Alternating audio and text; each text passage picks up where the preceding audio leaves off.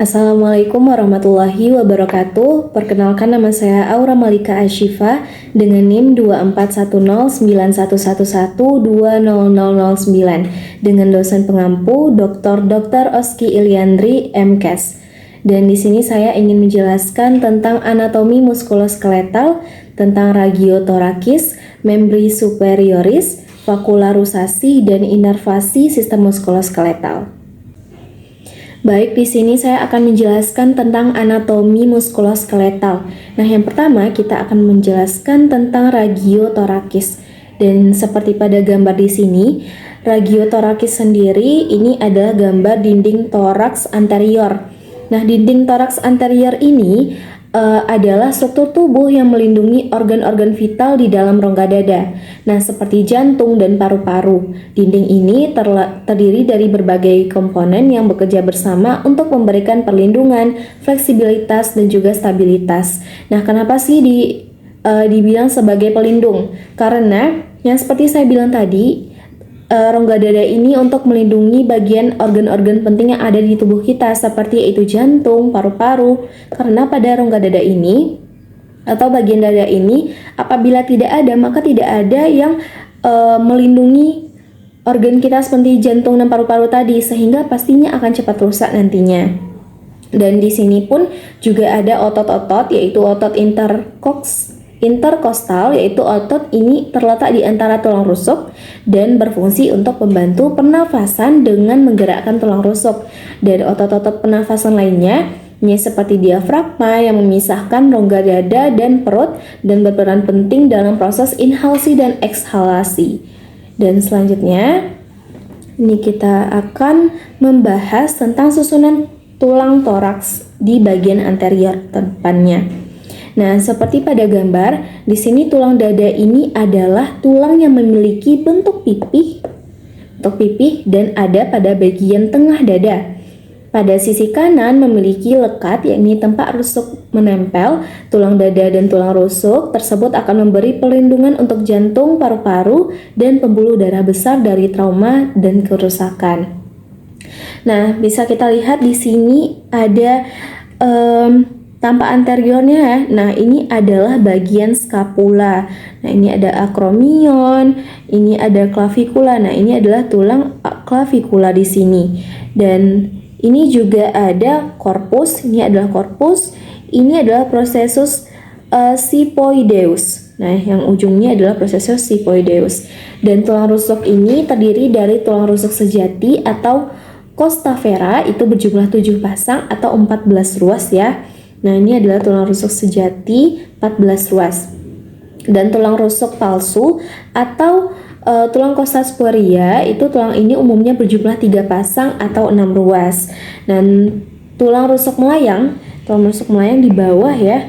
Tulang rusuk melayang ini adalah tulang rusuk yang tidak melekat sama sekali ke tulang dan hanya melekat keluar dari tulang belakang seperti ranting pohon gitu, dan umumnya berjumlah 2 pasang atau 4 ruas. Dan selanjutnya di sini ada susunan tulang toraks di posterior atau bagian belakangnya, dan ini kita bisa lihat tadi kita di bagian depannya itu juga ada klavikula tampak depan. Nah, ini tampak belakangnya, ini ada klavikula. Ini adalah skapula, dan dibagi lagi skapula itu ada fossa supraspinata, spina, fossa infraspinata, dan ini juga tampak posterior tadi kan di depannya. Dan ini ada costa, yang semua ini adalah costa, ada capus, colum, tuberculum, angulus, corpus, dan lain-lain sebagainya. Nah, selanjutnya ini kita akan masuk kepada tulang membri superioris. Dan tulang membri superioris sendiri ini bisa dilihat. Nah, OS ini adalah tulang ya, bahasa latinnya tulang. Jadi ini ada tulang klavikula. Nah, tulang klavikula itu yang ini ya, tulang klavikula. Nah, tulang klavikula ini atau disebut juga dengan tulang selangka itu adalah salah satu satu-satunya perlekatan tulang antara truncus dan juga ekstremitas superior. Nah, clavicula ini berjumlah sepasang. Jadi sepasang itu kan kita ada kanan kiri nih di tangan kita, ekstremitas atas kita. Nah, clavicula ini kan di bagian sini. Ini adalah clavicula kita dan di sini. Maka dia berjumlah sepasang di kanan dan juga di kiri, dan yaitu di dextra dan juga sinistra. Nah, yang kedua itu ada tulang scapula. Nah, ini adalah tulang scapula. Scapula itu adalah tulang yang besar dan pipih berbentuk segitiga, dan juga scapula itu memiliki 3 sisi margo dan 3 sudut atau angulus. Nah, pada scapula ini kita juga memiliki 2, yaitu di belakang ya, tadi tampak inferiornya ya, di belakang ini tulang selangka, ini tulang scapula atau belikat di belakang kita, ada dua juga. Dan yang ketiga ini ada brachium atau lengan atas kita. Nah, lengan atas ini ada humerus. Humerus ini adalah sepasang yang berbentuk tulang panjang dan terletak pada brachium. Nah, ini adalah brachium ini. Dari sini sampai sini, itu adalah brachium. Nah, humerusnya ini sudah dibilang tadi itu adalah sepasang 2 ya. Ekstremitas atas kita itu lengan kita yang berbentuk panjang dan terletak pada brachium. Nah, ini adalah humerusnya. Nah, humerusnya ini adalah dari sini sampai sini, itu adalah humerus. Dan yang keduanya itu adalah anterbrachium, yaitu lengan bawah. Nah, yang mana lengan bawah? Ini dia lengan bawah, yaitu anterobrachium. Nah, di sini ada radius. Ini radius ya, yang ini. Nah, radius itu adalah tulang pengumpil. Tulang pengumpil itu sama letaknya itu dengan jempol kita, dengan jari jempol kita itu sama. Nah, ini sejajar dengan jempol kita. Makanya itu namanya adalah tulang pengumpil, dan juga dia berjumlah sepasang karena tangan kita 2 ya, dan terletak di lateral ulna. Nah, ini adalah ulna. Nah, ini di belakangnya, dan ulna itu sejajar dengan jari kelingking kita. Ini dia jari kelingking, sedangkan tadi si pengumpil, tulang pengumpil tadi itu sejajar dengan jari ibu jari kita, seperti itu, dan berbentuk tulang panjang yang mempunyai bentuk lebar pada bagian di distalnya dan mengecil di bagian proksimalnya, seperti itu. Nah, kalau ulna sendiri, ini ulna atau tulang hasta berjumlah sepasang juga yang berbentuk tulang panjang dengan bagian proksimal yang lebih tebal dibandingkan bagian distalnya. Nah, itu. Dan terakhir ini ada manus. Manus itu tangan, telapak tangan. Nah, manus ini dia adalah manus ya.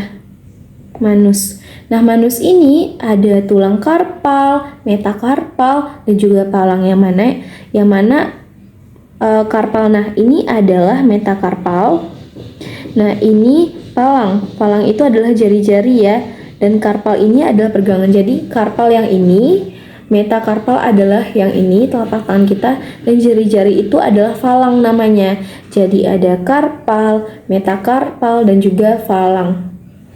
Dan selanjutnya kita masuk kepada otot membri superioris. Nah, otot membri superioris ini sendiri itu juga terdiri atas superficial layer, yaitu ada di sini musculus ya. Musculus itu adalah ototnya. Musculus itu artinya otot, dan di sini ada musculus brachioradialis. Yang ini ya, musculus brachioradialis. Terus musculus pronator teres. Yang ini. Terus ada musculus palmaris ongus. Yang ini. Terus ada musculus flexor carpi radialis. Yang ini. Dan musculus flexor digitorum superficialis. Dan yang ini. Dan selanjutnya ada deep layer. Nah, deep layer ini juga ada musculus flexor carpi ulnaris. Di sini letaknya. Terus ada musculus flexor digitorum profundus. Ini dia. Dan musculus flexor pollicis longus. Nah, ini dia. Dan yang terakhir ada musculus pronator quadratus. Ini dia. Nah, itu adalah otot-otot yang terdapat di membri superioris. Dan selanjutnya kita akan membahas tentang vakularisasi sistem muskuloskeletal. Nah, sebelum itu pastinya kita harus tahu dulu apa itu vakularisasi. Nah, vakularisasi itu adalah suplai darah ke jaringan dan organ kita. Sistem muskuloskeletal membutuhkan waktu untuk fungsi otot dan tulangnya. Nah, selanjutnya itu kita masuk kepada vakularisasi sistem muskuloskeletal. Nah, ini kita ambil ke arteri ya. Ini ekstremitas atas kita ambil. Nah, cabang A, arteri aksilaris. Nah, ini adalah arteri aksilaris, yaitu ada arteri thoracica superior dan arteri thoracoacromialis, arteri thoracica lateralis, arteri subscapularis, arteri circumflexa humeri anterior, arteri circumflexa humeri posterior, dan lain sebagainya. Nah, itu merupakan cabang arteri aksilaris. Di sini ini adalah di bagian atas ya. Dan yang kedua ada cabang radialis. Nah, cabang radialis sendiri adalah arteri recurrens radialis, dan juga ada R carpalis palmaris, R carpalis dorsalis, arteri principaliosis, dan arteri radialis indicis. Nah, selanjutnya itu ada cabang arteri branchialis. Nah, ini sendiri ada arteri profunda brachii, arteri colateralis radialis, arteri colateralis medialis, arteri colateralis ulnaris superior, dan arteri colateralis ulnaris inferior. Nah, itu adalah jenis-jenis dari arteri di lengan kita gitu. Nah, itu termasuk dari vakularisasi sistem muskuloskeletal. Dan yang terakhir itu ada cabang arteri ulnaris. Nah, ada arteri recurrens ulnaris, arteri interosea communis, arteri interosea recurrens, dan arteri interosea anterior, dan yang terakhir arteri resea posterior. Nah, ini ya. Ini itu adalah yang cabang arteri ulnaris. Nah, selanjutnya kita akan masuk kepada inervasi sistem muskuloskeletal. Nah, ini kita ambilnya juga pada nervus. Pada nervus, dan bisa dilihat pada gambar ini sama juga dengan yang tadi. Nah, pada ini terdiri pada plexus brachialis, yaitu ada jaringan saraf utama yang mengontrol gerakan tangan dan lengan kita. Nah, jadi plexus brachialis ini adalah fungsinya untuk mengontrol gerakan tangan dan lengan kita. Dan selanjutnya ada nervus medianus. Nah, ini adalah mengontrol gerakan tangan dan jari kita. Dan yang terakhir itu ada nervus musculotareus. Nah, itu nervusnya itu berfungsi mengontrol flexus lengan atas kita. Dan itu saja yang dapat saya sampaikan. Kurang lebih mohon maaf apabila ada salah dalam pengucapan kata ataupun kurang dalam materinya. Terima kasih. Assalamualaikum warahmatullahi wabarakatuh.